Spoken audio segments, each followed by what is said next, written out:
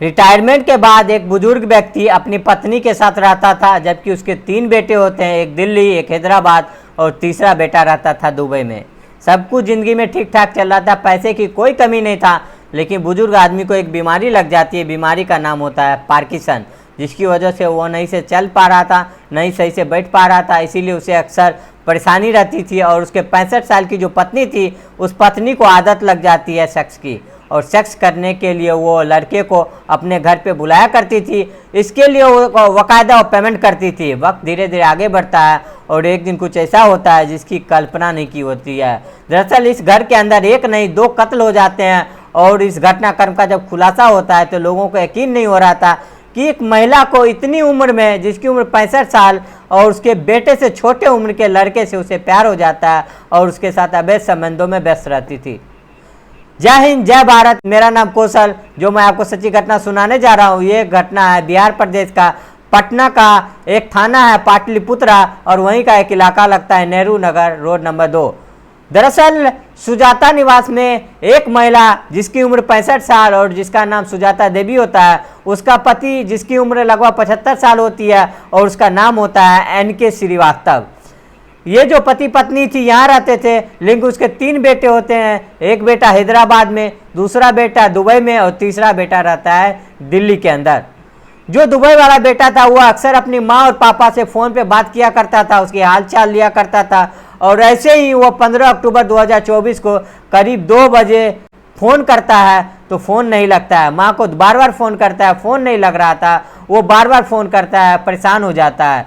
फिर वो पिता को फ़ोन करता है तो पिता से भी संपर्क नहीं हो पा रहा था। वो सोच में पड़ जाता है कि आखिर करे तो क्या करे। कुछ देर सोचता है और फिर जहाँ पर वहाँ उसका घर होता है सुजाता निवास, उसी के ठीक सामने एक अपार्टमेंट होता है, गणेश जानकी अपार्टमेंट। वहाँ पे गार्ड रहता था राम प्यारे यादव। राम प्यारे यादव को फ़ोन करता है और कहता है कि क्या तुम मेरे घर जाके मेरे माँ और पिताजी से बात करा सकते हो। तो गार्ड ने जैसे ही सुना बोला, भाई साहब थोड़ा देर रुक जाइए, मैं तुरंत जाता हूँ और मैं आपको बात कराता हूँ। अब राम प्यारे यादव सीधे पहुँच जाता है सुजाता निवास में, और वहाँ जाने के बाद देखता क्या है कि बाहर से दरवाज़ा लगा हुआ था, और दरवाजे को खोलता है और उसके अंदर प्रवेश करता है। और जब देखता है तो जो घर है, घर के अंदर जो किचन के अंदर एक लाश पड़ी हुई थी और साथ एक बेडरूम के अंदर एक लाश पड़ी हुई थी। लड़का बात ही कर रहा था बेड फोन पे और तुरंत वीडियो कॉल शुरू कर देता है और बोलता है इस तरह लाश पड़ा हुआ था, और वह जोर से चीखने लगता है। और गार्ड का जो चीख निकलती है, चीख सुनने के बाद जो किराएदार नीचे थे वो भी आ जाते हैं, आसपास के लोग आ जाते हैं। तुरंत पुलिस को सूचना दी जाती है, मौके पर पुलिस पहुंचती है, और जो यहाँ के पुलिस होती है पाटलिपुत्र थाने का, वह यहाँ के जांच पड़ताल में जुट जाती है। दंपति यानी कि जो रिटायर्ड अधिकारी जिसकी उम्र लगभग 75 साल के आसपास NK श्रीवास्तव, उसकी पत्नी सुजाता देवी जिसकी उम्र लगभग 65 साल होती है, दोनों की लाश पड़ी होती है। जगह जगह ब्लड फैला हुआ था, और जो मारा गया था ऐसा लग रहा था धारदार हथियार से एक बार नहीं बल्कि बार बार यूज किया गया था। और जो महिला होती है उसको भारी वस्तु से उसको चेहरे को कुचल दिया गया था, बिगाड़ दिया गया था। पुलिस ने जब घर आके देखा तो पुलिस हैरान थी। दरअसल जो सेफ अलमारी होती है उसको खोला जाता है और देखा जाता है तो लगभग 15 लाख के जेवर और कुछ नकदी घर में जो रखे होते हैं। घर की हालत बहुत अच्छी खासी, कोई परेशानी नहीं। और पुलिस ये सोचने में मजबूर हो जाती कि आखिर कत्ल हुआ है तो क्यों हुआ और किसने किया। तीनों बेटों को खबर दे दी जाती है। और दरअसल जो ये दंपति थी ये मूल निवासी सिवान जिला के एक थाना होता है नूतन, और नूतन का एक गाँव होता है पंचलखी। पंचलखी के रहने वाले होते हैं, उसके गांव के लोगों को भी सूचना दे दी जाती है। सब के सब लोग आते हैं और आसपास के लोगों में जांच पड़ताल की जाती है, पूछताछ की जाती है, तो कोई कुछ देखा ही नहीं था। पुलिस ने आसपास के CCTV कैमरे को जांच पड़ताल किया, लेकिन कोई CCTV कैमरा ऐसा मिला ही नहीं जिसके आधार कहा जा सके कि कातिल कौन था और क्यों किया। इसकी CDR थी, उसको निकाला जाता है ये जांच पड़ताल करने के लिए कि आखिरकार इनका जो किसी से कोई मामला तो नहीं है, दुश्मनी तो नहीं है। लेकिन जब बच्चे सब आते हैं तो पूछताछ किया जाता है तो कोई ऐसा एंगल ही नहीं मिल रहा था कि जिससे 15 अक्टूबर 2024 सुबह की घटना हुई थी। दोपहर में पता चल जाता है पुलिस को, और पुलिस लगातार कोशिश कर रही थी। SSP ने कई टीमें बना दी थी, फॉरेंसिक टीम यहाँ पे आकर एक एक चीज़ को उठाती है, सबको देखती है, लेकिन कुछ सफलता ही नहीं मिलती है। लेकिन आखिरकार पुलिस, एक व्यक्ति आता है पुलिस को बोलता है कि एक 11 सेकंड के CCTV फुटेज है, शायद यहाँ से आपको कुछ मदद मिल सके। पुलिस ने वह 11 सेकंड की रिकॉर्डिंग देखा तो उसे पता चलता है कि एक व्यक्ति जो कि इन्हीं के घर से आ रहा था, बाइक पे बैठा हुआ है, और उसके जो कपड़े थे वो कपड़ों की पहचान तो हो चुकी थी किस कलर के है, लेकिन कौन है इसकी पहचान नहीं हो रही थी।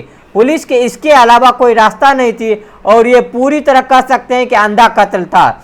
इसका जो डबल मर्डर था, का कातिल कौन है, पूरा शहर यानी कि पूरा पटना शहर जानने के फिराक में जुट जाते हैं। रिश्तेदार, तीनों जो बेटे होते हैं, दिल्ली वाला, हैदराबाद वाला और दुबई वाला, सब जानने में जुट जाता है। और 11 सेकंड के रिकॉर्डिंग के आधार पे पुलिस ने आसपास के जो मेन मुख्य रास्ते होते हैं उस रास्ते के सीसीटीवी कैमरे दिखा देते हैं, तो पता चलता है कि एक व्यक्ति जो बाइक पे निकला है उसकी जो शर्ट का जो कलर था उस बाइक के सवार के शर्ट कलर से मैच करता है। तो पता चलता है कि उस बाइक सवार का नाम होता है अमित कुमार उर्फ टिंकू, जो राजीव नगर के रोड नंबर 27 में रहता था, और नेहरू नगर में उसके फॉर्च्यूनर का दुकान होता है।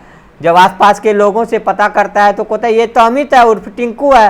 पुलिस ने इसके पास जाता है, इससे पूछताछ करती है, और पुलिस अंधेरे में तीर चलाया, और कुछ इस तरह से तीर चलाए कि हमारे पास तुम्हारा रिकॉर्डिंग है, और रिकॉर्डिंग देखा तो कुछ अहम सबूत मिला है।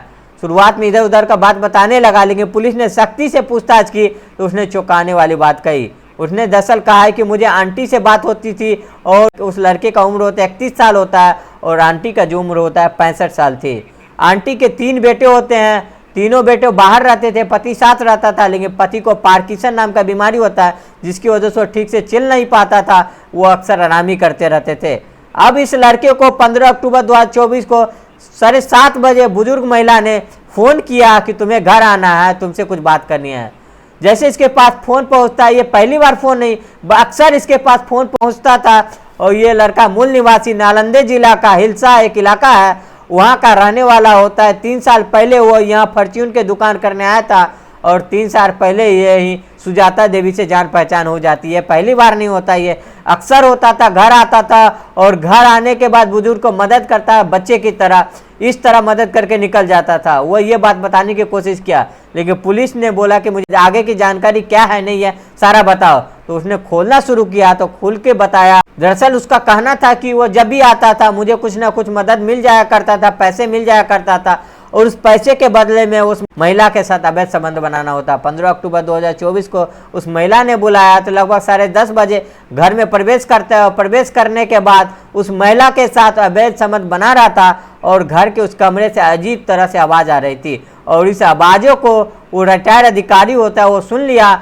और वह हिम्मत जुटा के किसी तरकीब से खड़ा होता है, और खड़ा होने के बाद उस दरवाजे की तरफ जाता है, और झांक के जब देखता है तो अपनी पत्नी को उस लड़के के साथ आपत्तिजनक अवस्था में देखता है। तो ये देखने के बाद वो जितनी जोर से चीख सकता था वो से चिल्लाया और चिल्लाया, तो जिससे कि वो आसपास के लोग आ जाएं। लेकिन ये पहली बार नहीं था, पति पत्नी किसी न किसी बात को लेके अक्सर घर में झगड़ा करते थे। उसके चीखने और चिल्लाने की आवाज़ लोगों के पास जाया करती थी, और रोज़ रोज़ के दरअसल झगड़ा होता था। इसीलिए उन लोगों ने उस शोर को और उस चीख को गंभीरता से नहीं लिया, मामूली रूप से लिया। यानी कि उस लड़के टिंकू को लगता है कि ये बातें सारी खुल जाएगी तो बवाल हो जाएगा, इसीलिए उन्हें बहुत तेज़ी से उठता है और बुजुर्ग आदमी के पास जाता है और उसको पकड़ता है, और पकड़ने के बाद बेड पे पटक देता है, और पटकने के बाद वो तकिया वहाँ पास में रखा था, और वो तकिया लेके उसकी आवाज़ों को वो चीखने को रोकने की कोशिश कर रही थी, जाके चीखे ना।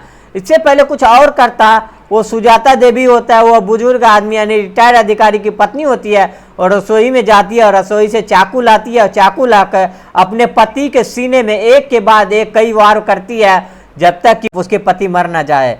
और इसी तरह वार करती रहती है। वार करने के बाद वो अपने दोस्त यानी कि जो अमित कुमार होते हैं, अमित कुमार उस टिंकू से कहते हैं कि जो रोज़ रोज़ की समस्या है वो पूरी तरह खत्म हो चुका है, तुम्हें परेशान करने की कोई ज़रूरत नहीं, कोई ना कोई रास्ता निकालेंगे, सब कुछ ठीक हो जाएगा। इतना कहने के बाद उसके जो सीने में खंजर गोपा गया था उसको बाहर निकालती है, और निकालने के बाद सीधे रसोई में जाती है। रसोई में जाने के बाद उस खंजर को पानी से धो रही थी, साफ कर रही थी, उसके हाथों को भी वो धोने की कोशिश कर रही थी।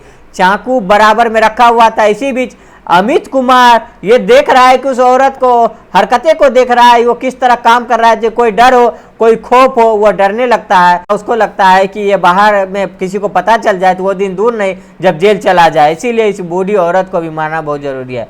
जैसे ही वो बूढ़ी औरत के मुंह दबाया ताकि चीख ना सके, तभी उस बूढ़ी औरत ने उसे हाथों में तेज से काट लिया और उसकी भी चीख निकल गया। इस लड़के को बहुत गुस्सा आ जाता है और गुस्सा से वो चाकू उठाया और गला रेत दिया और रेतते हुए भी उस महिला ने फिर काटा, उसके हाथों से खून निकल आता है और उसके लगातार चाकू पे वार कर रहा था। एक दो चाकू खुद पे भी लग जाता है और महिला जमीन पे गिर जाती है। भारी वस्तु लेके यानी कि उसको सर पे पटक के कुचल देता है, इतना कुचल दिया कि जब तक कि वो मर न जाए। तो वो महिला की लाश को वही रसोई में पड़ी हुई थी और बुजुर्ग की लाश उस बेडरूम के अंदर पड़ी हुई थी।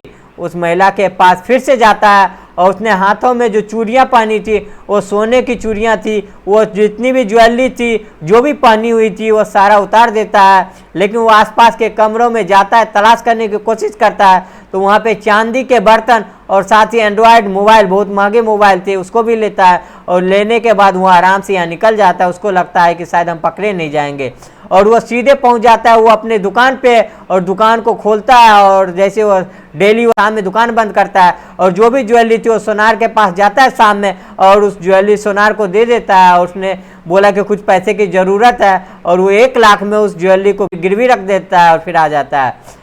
और जैसे ही पुलिस को सूचना मिलती है, इस मामले को जांच पड़ताल कर रही थी और जैसे आसपास के लोग थे उसे पूछताछ कर रही थी और इस दुकानदार से भी पूछताछ की जाती है। पुलिस को शक ही नहीं था, आसपास के लोगों का बिल्कुल शक नहीं था कि इसके साथ कुछ ऐसा होगा और इस महिला के साथ वो बातचीत करता था, लगातार 3 साल से चल रहा था और CDR भी पुलिस ने निकाला तो कुछ ऐसा सामान लग ही नहीं रहा था, सारा सामान लग रहा था।